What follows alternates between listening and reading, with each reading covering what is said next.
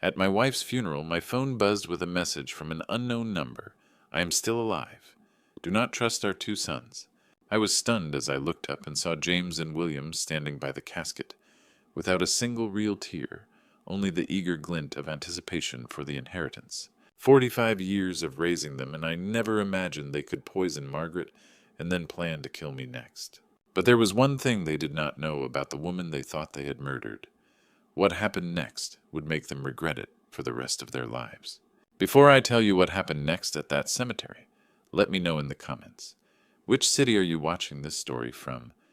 This tale of family betrayal will shock you to your core. My name is Edward Thompson, and I am 68 years old. What I am about to tell you will shatter everything you believe about family and trust. 3 weeks ago, I buried my wife, Margaret, at Rose City Cemetery in Portland, Oregon. Or at least I thought I did. The October rain fell steadily as I stood beside her grave, unable to leave. Margaret and I had been married for 45 years. She was my anchor, my reason for living my partner and raising two sons who I believed would honor our legacy of love and devotion. James, our eldest at 43, stood nearby in an expensive black suit, his wife Rebecca checking her phone behind her veil. William, our younger son at 41, shifted impatiently as the pastor spoke about Margaret's kindness. Something felt wrong about their behavior. Their tears seemed to force their embraces cold and brief. As mourners dispersed, I remained by the grave. The freshly turned earth looked so final. I could not bring myself to leave her there alone. That was when my phone buzzed. The message was from an unknown number. I am alive. That is not me in the casket. My hands shook violently. This had to be some cruel joke. With trembling fingers, I typed back, "Who are you?" The response came immediately. "I cannot say much. They are watching. Do not trust our two sons. Call this number for answers." The phone slipped from my hands onto the wet grass. Our sons. Do not trust our two sons. The words echoed like a death sentence. Who would send such a message, and why from this particular number? "Dad, are you okay?" James asked, approaching with that patronizing tone he had developed over the years. "You look pale. We should get you home," William added, reaching for my arm. "This has been a long day." I retrieved my phone quickly, slipping it into my coat pocket. Both sons watched the movement with interest that seemed far too intense for such a simple act. "I'm fine," I managed to say. "I just need a moment alone with your mother." They exchanged a look I had never noticed before, but now seemed loaded with meaning. It was the kind of look that passes between conspirators, between people sharing a dangerous secret. "Of course, Dad," James said smoothly. "Take all the time you need. We will wait by the car." As they walked away, I stared at the phone number that had sent those impossible messages. Someone knew something about Margaret, something about my sons, something that could change everything. If this was real, if Margaret was somehow alive, then everything I knew about my life, my family, was a lie. Standing in the rain beside what I now hoped was an empty grave, I realized my real nightmare was just beginning. I had to make that call. That evening I sat in my empty house on Maple Street, staring at the phone number that had turned my world upside down. The silence felt suffocating without Margaret's presence. Her coffee mug still sat on the kitchen counter, her reading glasses folded beside yesterday's newspaper. Everything reminded me of her, yet those messages suggested she might still be alive. My hands trembled as I dialed the number. Each ring felt like an eternity, until a deep, professional voice answered. "Rodriguez, this is Edward Thompson," I said, my voice barely above a whisper. "Someone told me to call this number. They said you would have answers about my wife Margaret." There was a pause, then a sharp intake of breath. "Mr. Thompson, I have been waiting for your call. We need to meet immediately. Can you come to Pioneer Courthouse Square in 30 minutes? I will be by the bronze statue wearing a gray jacket."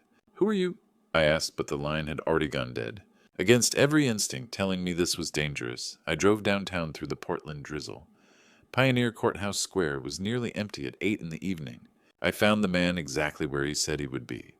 Detective Michael Rodriguez was in his early 50s, with graying hair and intelligent eyes that seemed to take in everything at once. "Mr. Thompson," he said, extending his hand, "I am sorry for your loss, but I need you to know that things are not what they seem." "Are you the one who sent those messages?" I demanded. "Yes, I sent them," Rodriguez said, looking around cautiously. "But they were not my words. Let us talk somewhere more private." Inside the warm cafe, Rodriguez pulled out a manila envelope and set it on the table between us. Your wife Margaret came to see me 6 weeks ago. She hired me to investigate your sons James and William. The words hit me like a physical blow. That is impossible. Margaret would never do such a thing. She was frightened, Mr. Thompson. She suspected they were planning something terrible. Rodriguez opened the envelope and pulled out a handwritten letter. She left this for you with very specific instructions about what to do if something happened to her. With shaking hands, I unfolded the letter. Margaret's familiar handwriting filled the page. My dearest Edward, if you are reading this, then my worst fears have come true. Our sons have changed into people I no longer recognize. They have been pressuring us about money, about the house, about insurance policies. Yesterday, I overheard James on the phone talking about taking care of the problem soon. I do not know what they are planning, but I am scared. Detective Rodriguez is a good man. Trust him. He will help you find the truth. All my love, Margaret. Tears blurred my vision as I read her words. When did she write this? 3 days before she died, Rodriguez said quietly. She was convinced your sons were planning to harm both of you for financial gain. She also left instructions for me to send you those messages if anything happened to her. But the messages said she was alive, I whispered desperately. Rodriguez leaned forward, his expression unreadable. Your wife was a very intelligent woman, Mr. Thompson. Sometimes the truth is more complicated than it appears. What do you mean she was more clever? I asked, still staring at Margaret's letter. Rodriguez set down his coffee cup. Before I explain that I need you to understand your son's true situation, but first tell me about your marriage, Mr. Thompson. Help me understand what Margaret was trying to protect. I leaned back in my chair, and suddenly I was 23 years old, again working construction in Portland, and living in a tiny apartment near the river. Yet I met Margaret at a community dance in 1979. She was the most beautiful woman I had ever seen, with kind eyes, and a laugh that could light up any room. The memories came flooding back warm and bittersweet. We were both poor back then. I was saving every penny to buy a small house, and she was working as a secretary while taking night classes. We got married 6 months later in a simple ceremony at her parents' church. Tell me about raising your sons, Rodriguez said gently. James was born in 1981, William in 1983. Margaret was such a devoted mother. She would stay up all night when they had fevers, read them bedtime stories every single night, pack their lunches with little notes inside. I smiled despite the pain. We did not have much money, but we had love. We had family dinners every Sunday, camping trips in the summer Christmas mornings, filled with laughter. When did things change? The smile faded from my face. About 10 years ago. James graduated from business school and started making real money in real estate. William followed him into investments. Suddenly they had expensive cars, designer clothes, big houses in the suburbs. I remembered the first time James brought Rebecca to meet us. She had looked around our modest living room with barely concealed disgust, commenting on how quaint and vintage everything was. They started visiting less frequently. I continued. When they did come, they would suggest we sell the house and move into a retirement community. James would say things like, Dad, you and Mom deserve better than this old place. But Margaret and I loved our home. We raised our family there. Rodriguez nodded and pulled out a thick folder. Your instincts about the change were correct. What you did not know was the reason behind it. He opened the folder to reveal bank statements and financial documents. James owes over $200,000 in failed business ventures. William has gambling debts totaling $150,000. The numbers hit me like a physical blow. That much. They are both facing bankruptcy, possibly criminal charges for some of William's investment schemes. 6 months ago, they became desperate. Rodriguez pulled out more papers. That is when they started pressuring you about the life insurance increase. James said it was important to protect Margaret and me as we got older, I said weakly. What he meant was that it was important to solve his financial problems.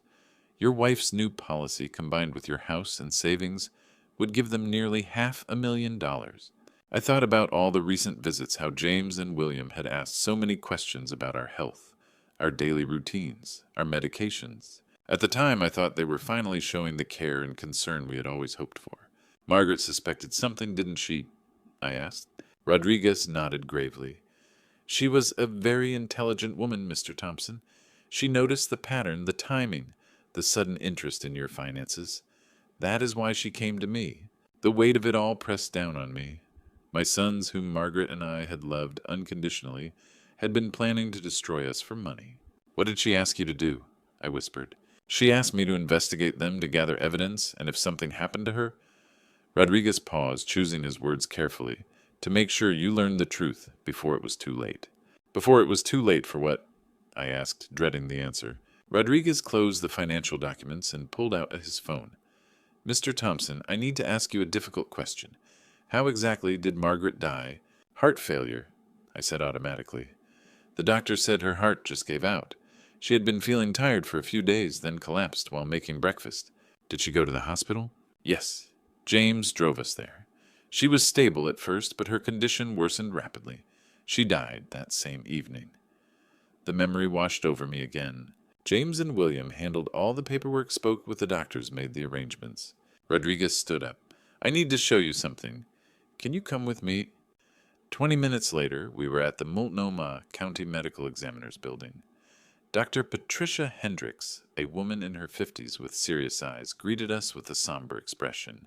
Mr. Thompson, she said gently, I reviewed your wife's case at Detective Rodriguez's request. I have disturbing findings to share. She led us to her desk where several files were spread out. Your wife did not die of heart failure, sir. She died of methanol poisoning. The words hit me like a sledgehammer. That is impossible. Margaret never drank alcohol. Methanol can be mixed into food or beverages, Dr. Hendricks explained. The symptoms mimic heart problems, fatigue, weakness, difficulty breathing. Your wife had been ingesting small amounts for approximately 2 weeks. I felt the room spinning, but the hospital said heart failure, the death certificate. Dr. Hendricks and Rodriguez exchanged a look. The original examining physician falsified the death certificate. Dr. Martin Webb received $15,000 2 days after Margaret's death. From whom I whispered, though I already knew. From your son James's business account, Rodriguez said quietly. We have the bank records. The full horror crashed over me. My sons had poisoned their mother and bribed a doctor to cover it up. Margaret had died slowly, painfully, while I held her hand, never knowing my own children had caused her suffering. There is more, Dr. Hendricks said gently. We found traces of the same methanol compound in your system, Mr. Thompson. Much smaller amounts, but recent. What does that mean? They were poisoning you too, Rodriguez said. Planning to kill you slowly, make it look like you died of grief? I thought about the coffee James brought me every morning since Margaret's death, the meals William delivered. Every act of apparent kindness had been another murder attempt. How did you discover this? I asked. Margaret specifically requested that if anything happened to her, I should demand full toxicology screening, Rodriguez said. She suspected the poisoning method and had been documenting every symptom. But if she knew, I said desperately, why did she not save herself? Rodriguez and Dr. Hendricks exchanged another meaningful look, and I realized there was still much more to this story. She did save herself in a way, Rodriguez said quietly, but not in the way you think. He pulled out a small digital recording device. Before I play this, I need to prepare you. What you are about to hear will be devastating. My hands trembled as I stared at the device. What is it? Audio recordings of your sons planning your wife's murder. Margaret had me install listening devices in your home 3 weeks before she died. Dr. Hendricks excused herself, leaving us alone. Rodriguez placed the recorder on the desk. Are you ready? He asked. I nodded, though I was not ready for anything anymore. He pressed play, and James's voice filled the room, cold and calculating. The old man is getting suspicious. We cannot wait much longer. The methanol is working on Mom, but we should increase the dose. William responded, What about Dad? We handle him after Mom dies. Make it look like grief, a broken heart. No one questions an old man dying after losing his wife. I felt like I was drowning. These were my sons discussing murder like a business meeting. James continued, I have the funeral home picked out. Cheap service, quick burial. Less time for questions. And the insurance money, $200,000 from her policy plus the house when Dad dies. Split 2 ways, that solves our problems. William actually laughed. Mom always said we should think of our future. She just did not know she was funding it with her death. Rodriguez stopped the recording. I was sobbing uncontrollably. There is more, he said gently. This was recorded 2 days after Margaret's funeral. He pressed play again. William's voice, The old man seems completely broken. Perfect. I have been putting methanol in his coffee every morning, James said, just enough to weaken him. In a few weeks, we increase the dose and finish this. What if he gets suspicious? He will not. He trusts us completely. Besides, he is too devastated to pay attention. Good. Rebecca is already looking at houses in California. She wants to move once we get the money. Soon we will be free of this pathetic life. No more pretending to care about their boring stories.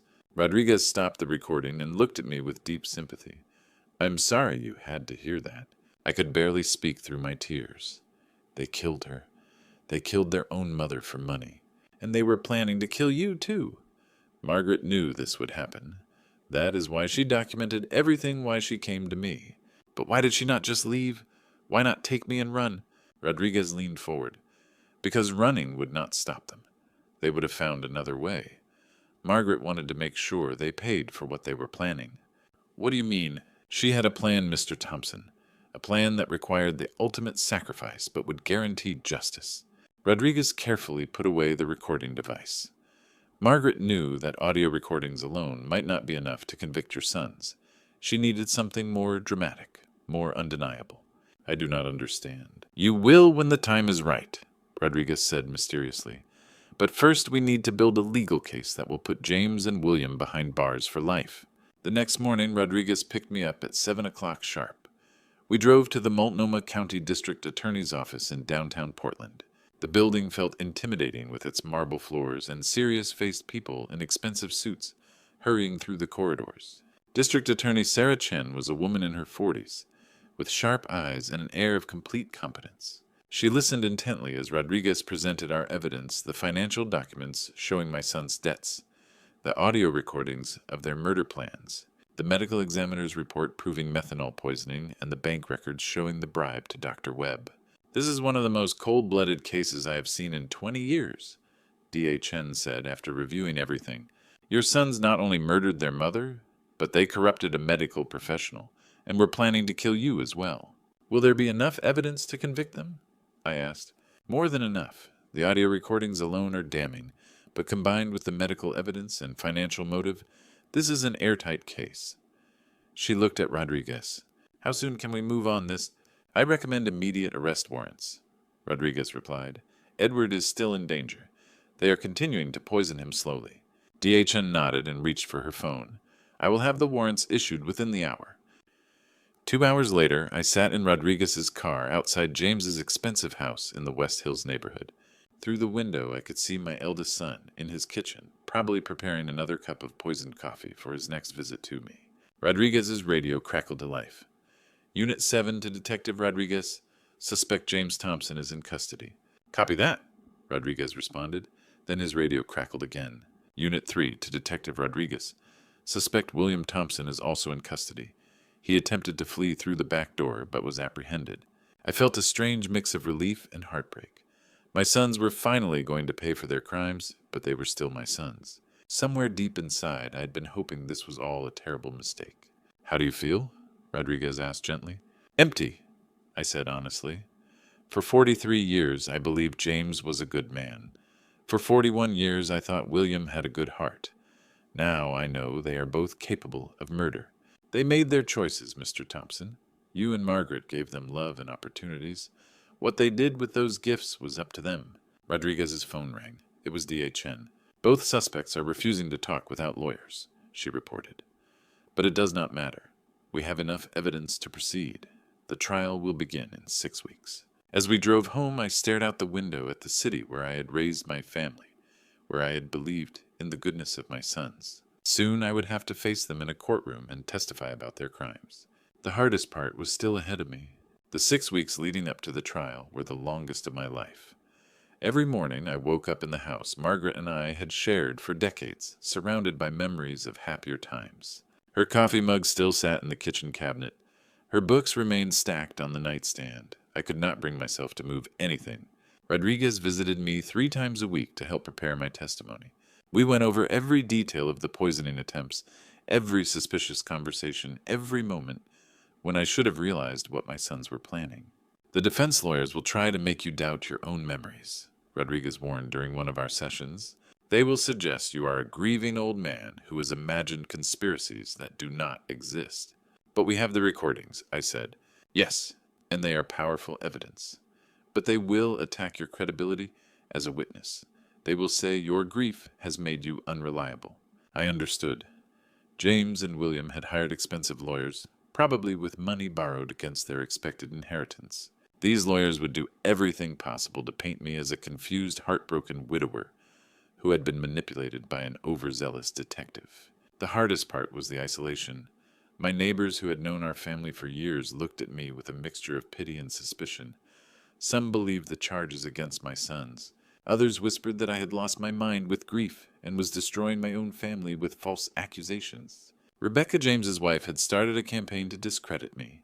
She told anyone who would listen that I was jealous of my son's success and had always resented their financial independence. She claimed I was trying to steal their inheritance by framing them for murder. 3 days before the trial, Rodriguez came to see me with final preparations. "Are you ready for this?" he asked, studying my face carefully. "I do not think anyone can be ready to testify against their own children," I replied honestly. "But I know it is the right thing to do. Margaret deserves justice. The prosecution will call you as their star witness. You will need to tell the jury about the poisoning attempts, about your son's behavior, about Margaret's fears." Rodriguez paused. "It will be emotionally devastating, but it is necessary." I nodded. "What about the defense? What will they try to prove?" "They will argue that Margaret died of natural causes, that the medical examiner made errors, that the audio recordings were somehow fabricated. They will paint James and William as devoted sons who are being persecuted by a father who cannot accept his wife's death. Will the jury believe them? Not with the evidence we have. But trials can be unpredictable. That is why it is crucial that you remain strong and consistent in your testimony." The night before the trial, I sat on my front porch, where Margaret and I had spent thousands of evenings together. The October air was crisp, reminding me of the day I buried her, or thought I had buried her. Rodriguez's mysterious comments about Margaret's plan still puzzled me, but I had learned not to ask too many questions. He would reveal everything when the time was right. I thought about James and William sitting in their jail cells, probably still believing they could manipulate their way out of this situation. They had underestimated their mother's intelligence and their father's determination to seek justice. The next morning, Rodriguez picked me up at 8 o'clock sharp. The Multnomah County Courthouse was surrounded by news vans and reporters. Our case had attracted media attention because of its shocking nature. 2 successful businessmen accused of murdering their own mother for inheritance money. "Remember," Rodriguez said as we walked up the courthouse steps, "tell the truth, stay calm, and trust that justice will prevail."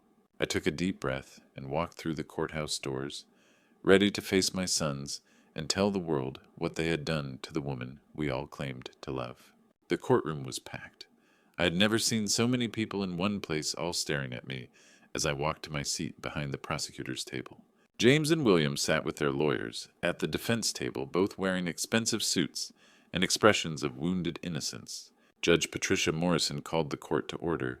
She was a stern woman in her 60s with gray hair and no-nonsense demeanor. The state of Oregon versus James Thompson and William Thompson. The defendants are charged with first-degree murder and conspiracy to commit murder. The prosecutor, District Attorney Sarah Chen, stood to deliver her opening statement. "Ladies and gentlemen of the jury, this case is about the most fundamental betrayal imaginable. 2 sons who murdered their own mother for money, then planned to kill their father to cover their tracks." The defense attorney, a slick-looking man named David Sterling, countered with his own opening. "My clients are grieving sons who have been falsely accused by a father consumed with grief and manipulated by an overzealous detective." Then it was my turn to testify. "State your name for the record," D.A. Chen requested. "Edward Thompson." I said, my voice stronger than I had expected. "Mr. Thompson, please tell the jury about your relationship with your sons." I took a deep breath and began. "I love James and William more than life itself. My wife, Margaret, and I raised them with every ounce of love we had. We sacrificed everything to give them good educations and opportunities. When did you first suspect something was wrong?" "When Margaret started getting sick 6 weeks before she died. She complained of fatigue, weakness, difficulty breathing, but she was also frightened. She said James and William were acting strangely, asking too many questions about our daily routines." The defense attorney objected several times, but Judge Morrison allowed most of my testimony. I told the jury about the insurance policy increase, about the suspicious coffee James brought me after Margaret's death, about the audio recordings that revealed their murder plot. Then DHN played the recordings for the jury. The courtroom fell completely silent as James's voice filled the room. The methanol is working on Mom, but it is taking too long. We should increase the dose. Several jurors looked visibly shocked. One woman covered her mouth in horror. William's voice followed, Mom always said we should think of our future. She just did not know she was funding it with her own death. I watched James and William as their own words condemned them. James stared straight ahead, his jaw clenched. William looked down at his hands, unable to meet anyone's eyes. The defense tried to discredit the recordings, suggesting they had been fabricated or taken out of context. But Dr. Hendricks testified about the methanol poisoning, and the bank records showed the bribe to Dr. Webb. After 3 days of testimony, the defense case was crumbling. Sterling tried to paint me as a confused old man, but the evidence was overwhelming. On the 4th day, DHN stood up with a confident smile. Your Honor, the prosecution has one final witness, someone whose testimony will remove any doubt about the defendant's guilt. Sterling jumped to his feet. Objection. This witness was not disclosed during discovery. Your Honor.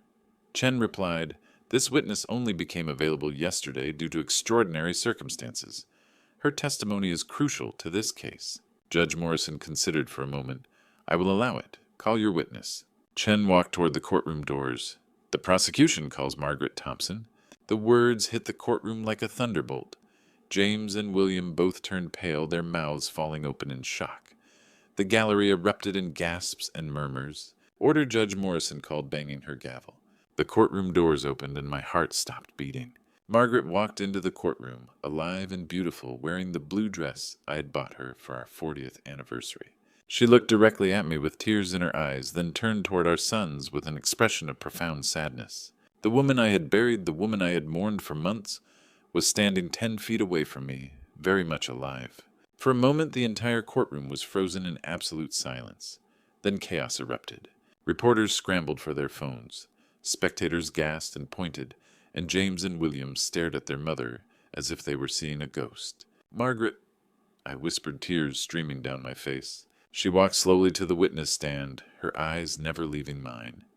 Hello, Edward, she said softly. I'm so sorry for what I put you through. DHN approached the witness stand. Please state your name for the record. Margaret Thompson. I am 66 years old, and I am very much alive. Mrs. Thompson, can you explain to the jury why everyone believed you were dead? Margaret took a deep breath and looked directly at James and William. Because I discovered that my own sons were planning to murder me for insurance money. I had to fake my death to save my husband's life and ensure they would be caught. The courtroom erupted again. Judge Morrison banged her gavel repeatedly. How did you fake your death? DHN asked. Detective Rodriguez helped me arrange everything. We used a drug that slowed my heart rate to almost nothing, making me appear dead. A doctor friend helped us at the hospital. We had to make it completely convincing because I knew James and William would be watching every detail. I was sobbing uncontrollably now.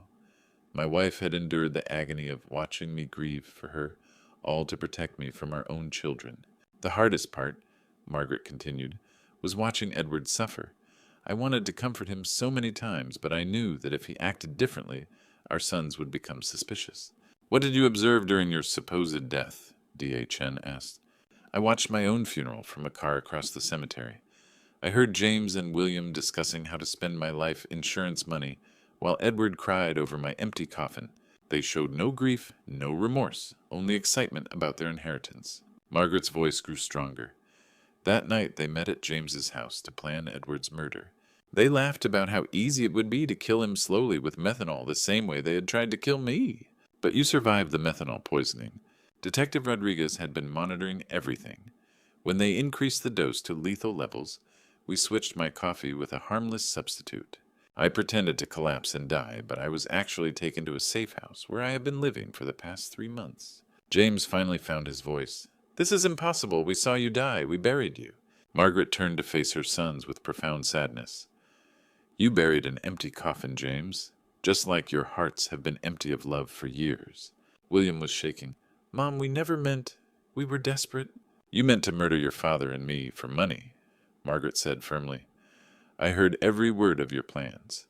I have recordings of you laughing about funding your future with my death. The defense attorney Sterling tried desperately to object, but Judge Morrison overruled him. The evidence was overwhelming and undeniable. James Thompson and William Thompson. Margaret said, looking at each of her sons, "You are not the children I raised. You became strangers who valued money more than family greed, more than love." The jury deliberated for only 2 hours. When they returned, the verdict was unanimous guilty on all charges.